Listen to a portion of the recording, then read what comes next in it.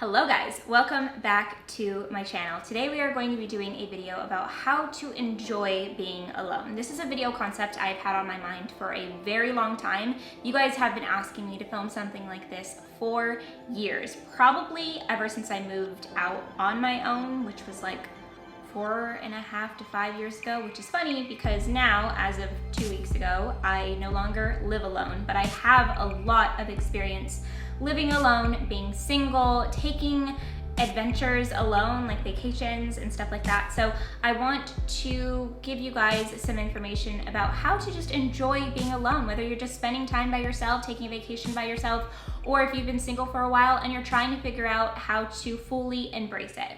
I am Carrie. If you are new here, welcome to my channel. If you've been here before, welcome back. I am currently doing a series right now called Love Your Life series. It is a guide to living the best life that you possibly can, to building the best life that you possibly can, and to inspire you and motivate you to do so. Please make sure that you are subscribed to my channel. If you are not already, take a moment and double check that, and make sure that you have notifications turned on for me so that you never miss a new video from me. Make sure you have notifications set to always instead of sometimes, because there's two different options. And let's get into ways to enjoy being alone. Step number one is to know that you are enough. That you are enough by yourself. Before I met my boyfriend, I had come to this place. I really loved being alone, spending time by myself. I actually preferred it. And I carry that energy on with me now to my relationship. I really love being alone still and spending time by myself, even though I absolutely love spending time with someone that I love. Where I am today did not happen overnight, and it didn't come naturally. It is something that happened over time. There was a lot of lonely nights by myself in my apartment. I finally learned about myself, spent time with myself, figured out what I liked, figured out what I liked to do alone, and that helped me enjoy being alone. So that's tip number one, is just knowing that you are enough. And once you are there, then you can start learning more about yourself, which brings me into my next tips.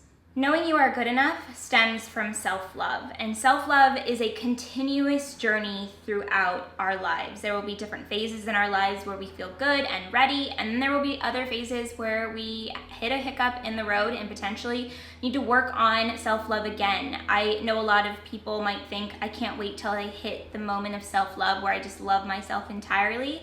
And that does come with age. As you grow up and mature, you learn to love the things about yourself, but there are hiccups in the road and there are harder times throughout your life. It's always a continuous journey. I have a video all about self-love that I posted on my channel for Self-Care Summer, so I will link that in the description box for you guys to check out. I deep dive and go into everything about self-love, so definitely make sure you guys check that out.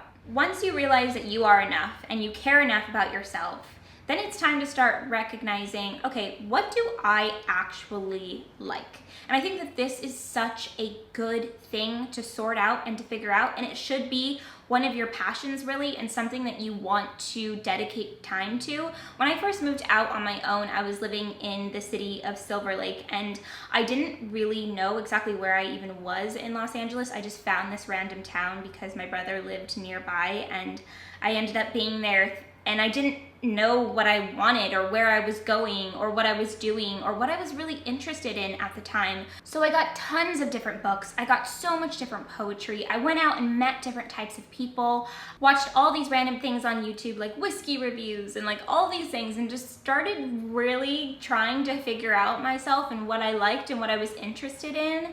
And then in time, I started to really form who I was. And so now today, I have never felt more me than I'd ever felt in my life, but it took me so much time spending time alone to figure out exactly what I liked. Because when we're around other people all the time and when we need to be with somebody all the time, then we kind of lose track of what we actually like. Because when hanging out with other people, there's usually some type of compromise, which is absolutely totally fine. And of course, you're going to hang around people that have like-minded interests as you, which is really helpful. But for the most part, you are your own individual seeking out who you are, and so spending time alone living alone, going on vacation alone, being single, and just figuring yourself out is such a crucial part of self-growth and finding out exactly what you like. So definitely deep dive into all of that, especially if you live alone. Open up all types of books, look at different types of poetry, watch all different types of music, and see what really gets you going, and what you like. Gets you going sounds like another thing, but also a good thing to find out what you like as well. But also, since we're on that subject of get you going, it's also very important if you're spending lots of time alone and if you are single to know what gets you going sexually as well. So that's another tip. Figure all that out about yourself too. Because sexuality is a huge part of self-care and getting to know yourself a lot more as well. My next piece of advice is to know that it's not always going to be rainbows and butterflies, and I think that is why people ask me so much in DMs and in comments on my channel. They say, Carrie, how do you enjoy being alone? What can I do to like being alone? Because they're going with the initial feelings. The initial feelings of moving out on your own and having feelings of loneliness. They're going to come up no matter what. And it's not always going to be rainbows and butterflies, like I said, but neither is being in a relationship or being around other people. That's not always rainbows and butterflies. There can be really huge difficulties being in a relationship, and there can also be major difficulties that you run into with having a roommate. There can also be huge difficulties if you're always hanging around friends. There's always going to be hard times in whatever relationship it is, whether it's a relationship with yourself or a relationship with someone else. So don't expect it to be easy. Don't expect it to be a breeze. Just like going into a relationship with another person, going into a relationship with yourself and sitting with yourself alone at night, just know that it's not always going to be easy, because you're going to have to pay attention to your thoughts and sort through your feelings. But once you get to the other side, just like when you get to the other side of an argument in a relationship, you just feel so much better and you're stronger in the end.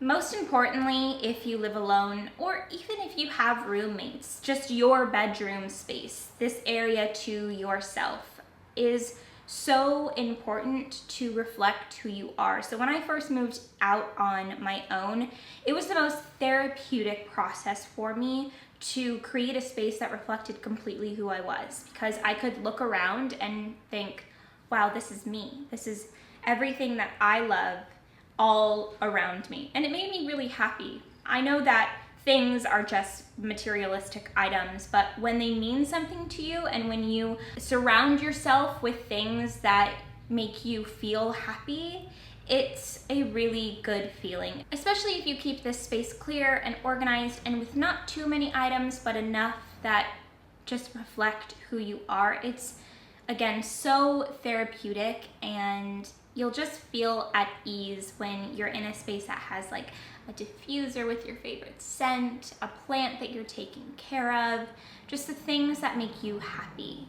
And lastly, know going into it how important this time in your life is. It's hard to remember to be mindful in these times of our lives because we're on our own, we're feeling the pressure, and we're trying to sort stuff out. But if you stay mindful and recognize, okay, this is my first time living alone, or okay, this is my first time being single for a long time, or okay, I'm about to go on this adventure by myself. If you're mindful in that situation, then you're gonna notice it's a bit easier because you're going to put positive energy into the experience. You're thinking, okay, this is important, so I'm gonna make sure that I do this the best way that I can. It's not always going to be easy, it's going to be difficult at times, but if I go into it with an optimistic outlook, then things are actually going to line up for you really, really nicely, and you're going to get out of it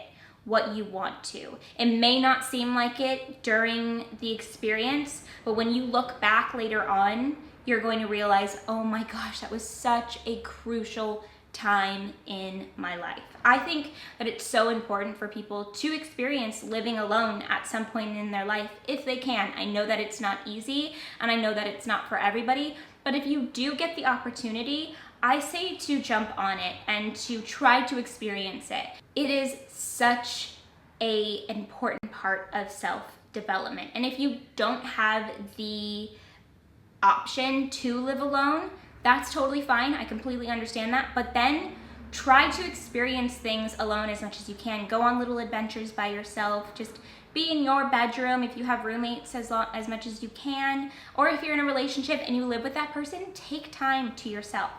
Go like out to the beach all day, or go on a little mini 2-day vacation for yourself. Go do things and seek out things alone, because we are always growing and we are always learning about ourselves and we are always developing as human beings.